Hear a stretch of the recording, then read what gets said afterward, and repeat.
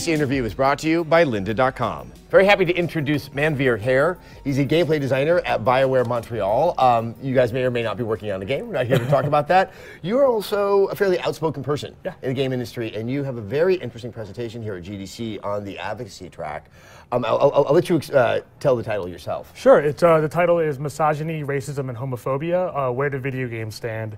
And so basically to look at the games themselves, not necessarily all the culture around the games, like how people act on Xbox Live, but like what do you do in the games, the content of the games, and how do they fit in with some of the social injustice issues that kind of are really coming up a lot in the industry nowadays and being talked about a lot on blogs and in journalism in general. I mean, one interesting thing, games, and let's just say it's 30-year history, when it really was able to become a more efficient storytelling, mechanism. It does tend to sort of exist more in a fantasy world where it doesn't interact with real-life problems, be it poverty, be it racism, be it any form of injustice. Why do you think, is it just because everyone wants to play it really cautious, or are there other reasons? I think it's partly the history of games. I think D&D is a huge influence on video games, and so you have a lot of fantasy constructs that come from that.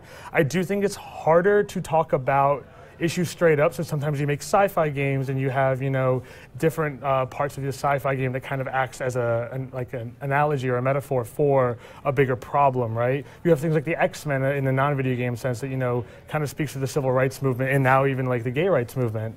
And so I think it's easier sometimes to talk about those things, but I also think that sometimes we say we're making a fantasy game, but we put realism in it, right? Like we have fantasy genres in all media, and oftentimes women are subservient in those genres, right? And so we take this kind of European Middle Age approach to what realism is and apply it to fantasy, but we always fall back on that, and that's kind of a weird decision. Like, why are we doing that? Is it because we don't know any better, or is it because we consciously want that? And should we be doing that? And so I actually look into the things like that and how our video games are treating them. I mean, it's interesting. I did not consider that if you sort of look at how we treat the fantasy, and if the fantasy is coming from a more medieval mindset, right?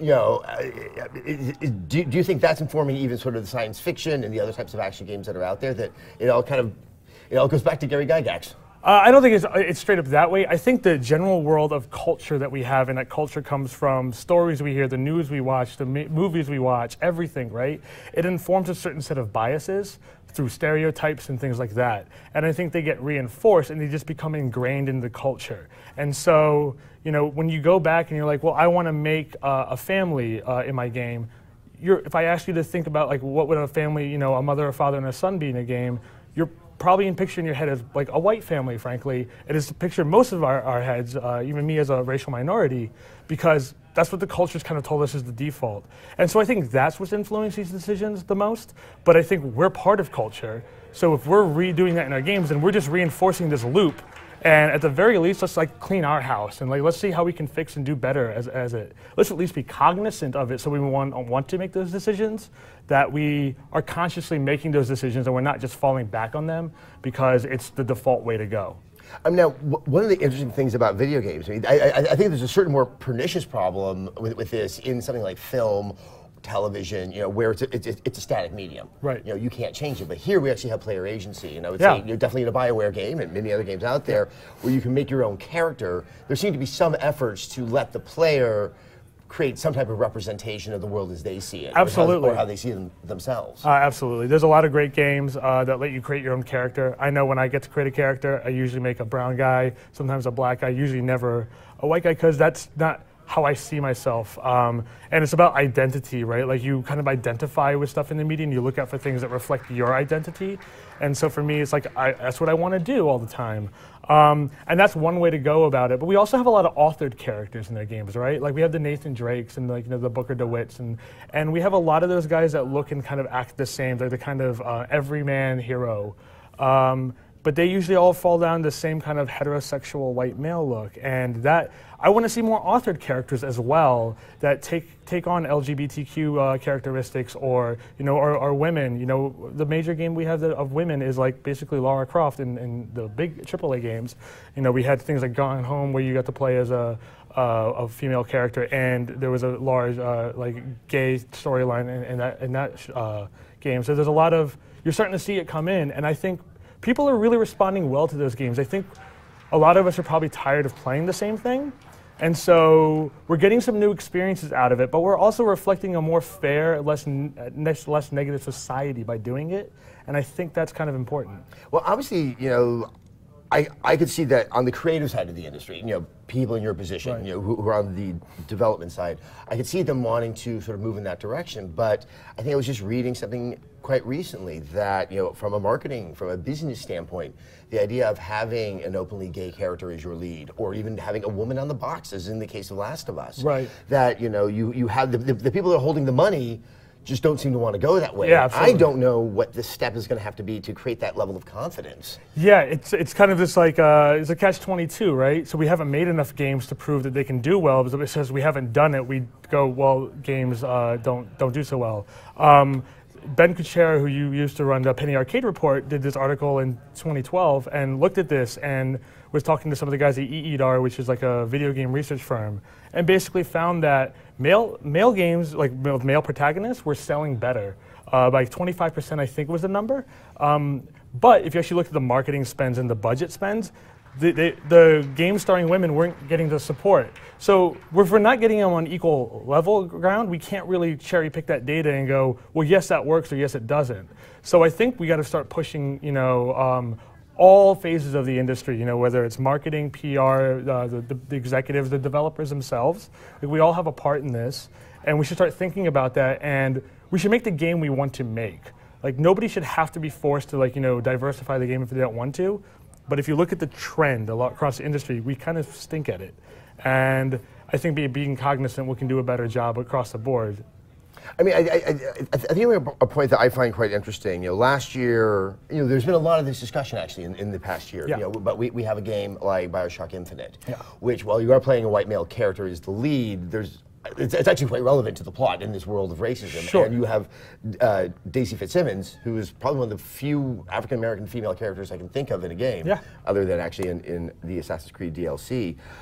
In that case, and then some of the flack that Rockstar got for the female characters in Grand Theft Auto, it seems that if you start to move into that new territory, it's so novel that suddenly, as the creator, you're carrying a very heavy burden. You are now, you know, having to deal with a level of representation, Right. and you're going to have a lot of scrutiny. That I could see, even in the best of intentions, people wanting to shy away from it because it's going to carry a lot more than just kind of helping out the game. Right, and I've absolutely heard people in the industry say that kind of thing. Like, I'm worried that if I do that, I'm going to get a lot more flack if I do it wrong.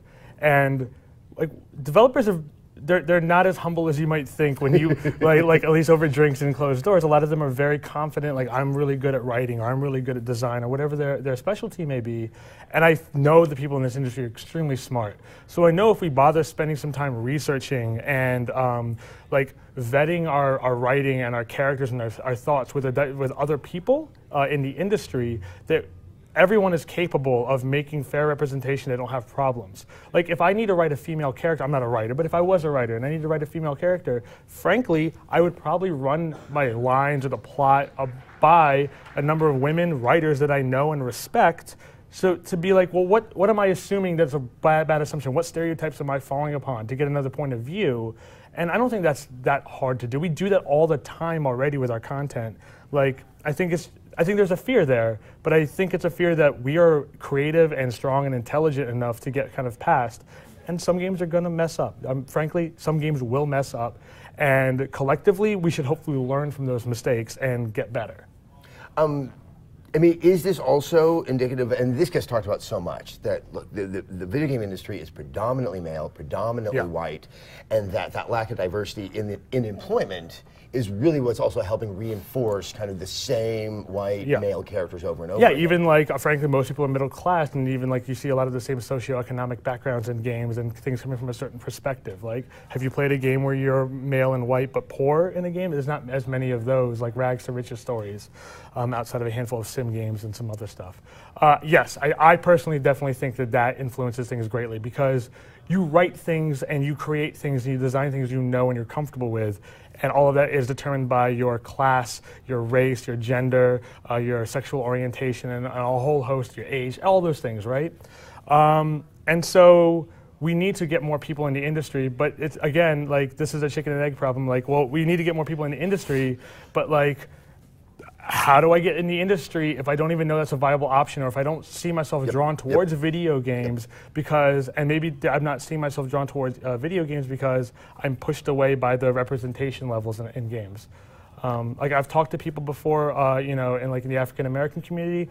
I had a friend of mine, and he's like, "Wait, you make video games? You can do that?" I was like, "Yes," but I realized, oh, we're from different economic backgrounds, and no one told you. I grew up with computers around me. My dad's a software engineer.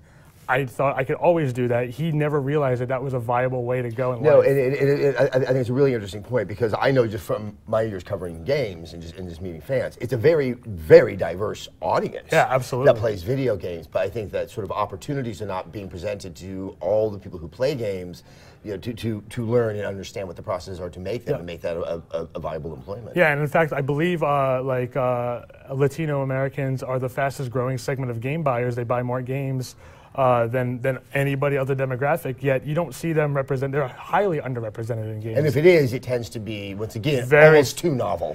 Yes, it becomes falls back on a lot of the tropes, and usually, unfortunately, they're very negative, right? So you have one exception, now that I think about it, Gears of War. Sure. And I do know that game is insanely popular in Mexico, right, because it just has a heroic image of what would appear to be, even though it's a fantasy world, a Latino character. Sure, absolutely. And you can see people attached to those sorts of things. Again, they want to see themselves in a game often. I think a lot of us want that. And when there's so few representations, frankly, you'll grasp onto anything you can. Like, I actually can't remember, my parents are from India. I don't remember the last Indian character in a game that wasn't like a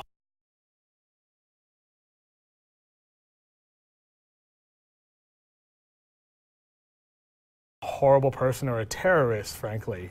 And that's kind of upsetting. I have to make that character, you know, when I'm playing, you know, one of those create your own character types.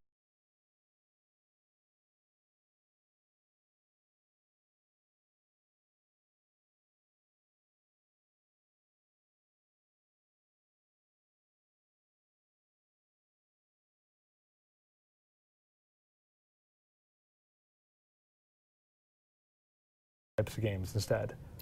You talked a little bit about the indie scene, and I was also just thinking of a game like Papers, Please, which I think might be one of the most effective ways of showing socioeconomic trouble. Yes. Yeah.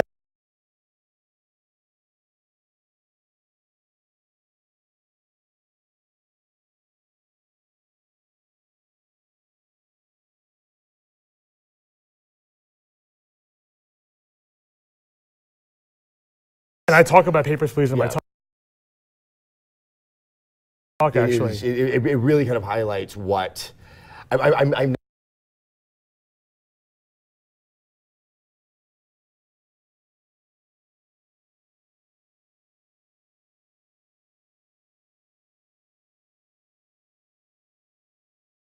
nicer to people at the low level of a bureaucracy. Right.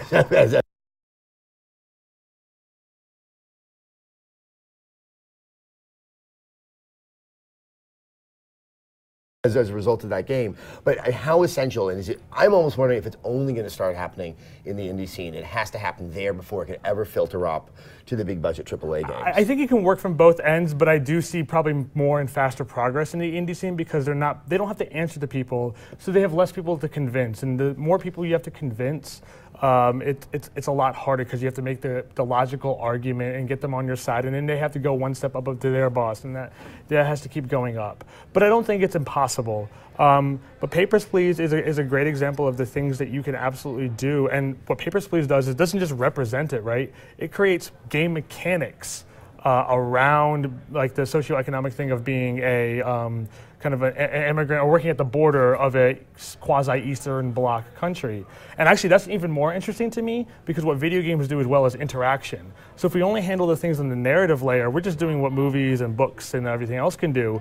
But when we start building mechanics that codify like ethnocentrism and nationalism, which is what Papers, Please does, you start to actually understand that game better, understand the problems, and actually like, oh, I understand how these systems were built, and that system makes me do possibly racist or ethnocentric things. And that's how I felt playing the game, and it was kind of eye-opening and powerful. And actually, that was my favorite game of last year. I mean, personally. I think at the end of the day, that's one of the things I think we're really not taking advantage of in games because of the interactivity, because you really have to make assumptions and read things. Yep. There is so much more opportunity to explore if not societal ills, then kind of wake us up to sort of certain preconceptions. Absolutely. I mean, I want to believe we're going to do this. I'm looking to you to kind of make a case to me that there really is an opportunity out there to see games move into that territory. Yeah, I mean, I think you're starting to see it, like you said, in the indie scene. You're seeing the representation portion definitely being included. There's a lot of, queer and indie game devs